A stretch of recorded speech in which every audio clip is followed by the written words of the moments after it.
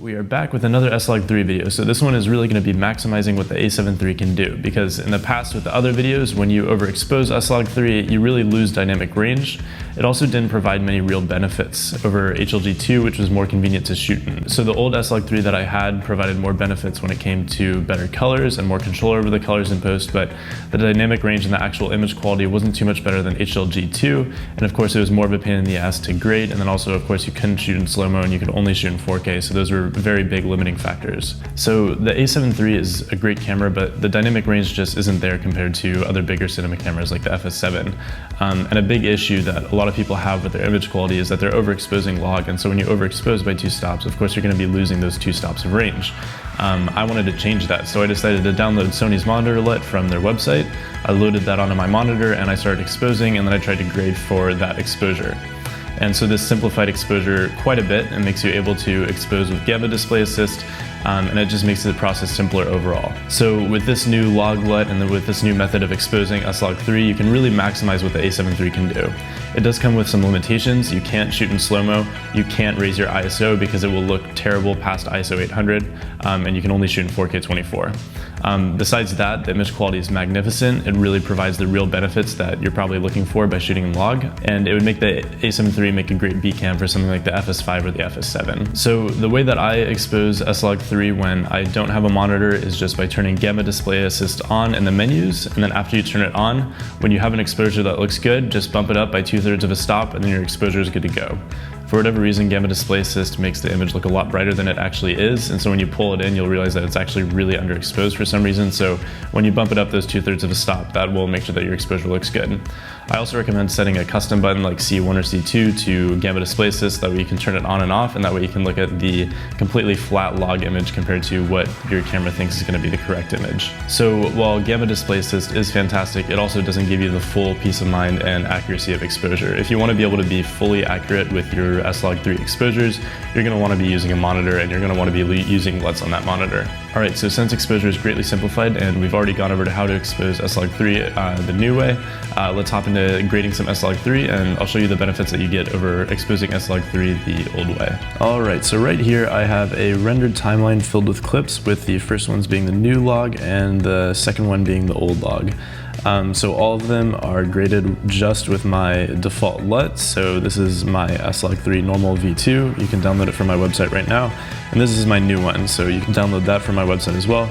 But this is the new log LUT compared to the old one. So we'll just be taking a look at these and showing the differences. So all of these old log clips, they were still exposed quite a bit darker than they should have been, as you can see by how dark these clips are. But you can still see in some of them how much more dynamic range there is in the first one compared to the second. So after we punch in, if we look at the left-hand corner of the screen right here, you can see in this clip compared to this clip, there's way more color and detail, whereas for this clip, it is completely blown out and clipped. But then for this clip, you can see there's still visibly the sunset there.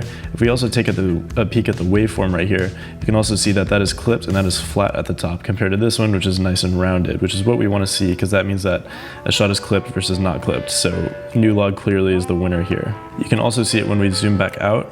You can see there's also a lot more detail in the shadows as well. So this clip is just much better overall, and even if we were to expose this clip properly, like where we had to bump up the exposure even more, then this section of the screen would be even more clipped, which obviously would not be ideal. We can see an even bigger difference if we move over to this clip. So this is the new log. You can see we have a lot of detail up here in the highlights, even though the sun is literally right there. Even the sun is not clipped. If we look at those waveforms, that's still a nice little rounded cap right there compared to the flat, which we would see if it was clipped. And then also you can see there's a lot of detail in these cars over here where it is nice and dark. If we pop back over to this clip, you can see that it's significantly darker where the cars are, and then also it is completely clipped over here, and you can see that we have absolutely no detail in that waveform either.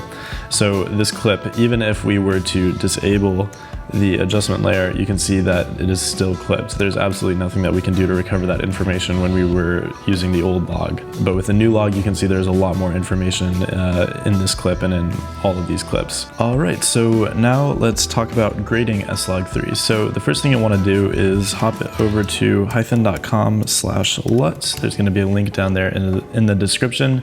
You're going to come over to S-Log3 neutral LUT, And then as you can see, it is $0. You can go ahead and add that to your cart and download it. This will bring your S-Log3 footage to a good place where it will be ready to go to start grading. It gets it pretty contrasty, but it still gives you control over the colors and contrast rather than just baking all of that in and not giving you any control at all. If we go back to LUTs, you can also see there's S-Log3 contrasty LUT. This one is just a ready to go one-click LUT. If you nail your white balance and exposure, this LUT is ready to go. I use this LUT all the time. As you can see, it's $5 because I put a bit of time into getting that ready to go, so you can download that if you want. So now let's hop into Final Cut and get over to the editing. We're going to start with this adjustment layer. We already loaded the LUTs in, so you're going to go to LUT, and then you're going to select S-Log3 Neutral LUT Updated. So now as you can see, makes it look great. So if we were to use the S-Log3 contrasty, this is what it would look like, but here it is with S-Log3 Neutral. We're going to open up a color adjustment. So we're going to start off by making sure that this is moved up here so that we were making actual adjustments to the clip before the LUT is applied rather than after the LUT is applied, because as you can see with that little test right there, if I make these two adjustments, you can see there's a big difference between right there and then right there. So we want it to be before the custom LUT. So when we come in here, we're going to start grading. So let's start off with dragging these shadows down, and then we're going to pull these highlights up. We're going to bring the midtones down a little bit more. That's looking pretty good. So here we are with before and after on all these effects.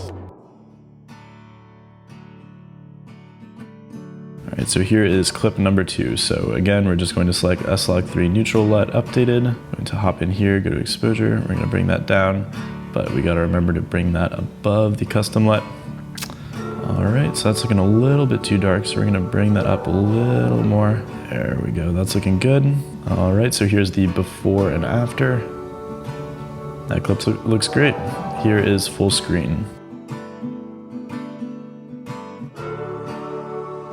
Okay, so here's a clip that I shot of my friend Colin while we were in Center City getting some footage for a temple piece. So we're going to select S-Log3 Neutral LUT again. And again, it's looking pretty neutral. And here it is with the contrasty LUT, just where it would be ready to go. We're going to move back to S-Log3 Neutral. I'm going to open up the color adjustments. Now let's go and start by bringing that down, but we are going to bring this above the custom LUT layer. Bring those highlights up, and boom. That is just about good to go. So here's the before and after, and here it is full screen.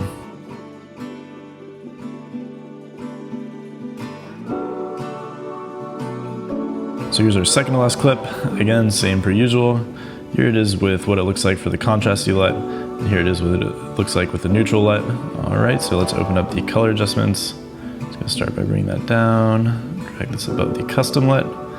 All right, bring these shadows down quite a bit, bring those highlights up to give them some definition. Now we're gonna pull these midtones down, and boom, that looks perfect. All right, so here we are before and after, and here it is full screen.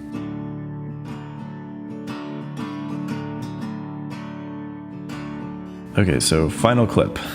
This one has quite a bit of dynamic range, as you can see with the light falling in and then also all the darks around the area.